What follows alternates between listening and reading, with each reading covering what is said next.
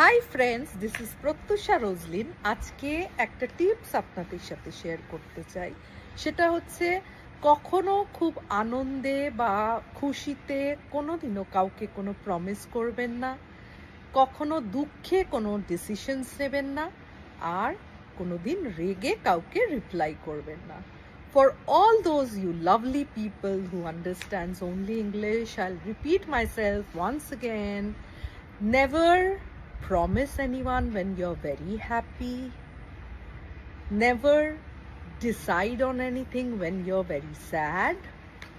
And the last one is that you should never reply to anyone when you're very angry.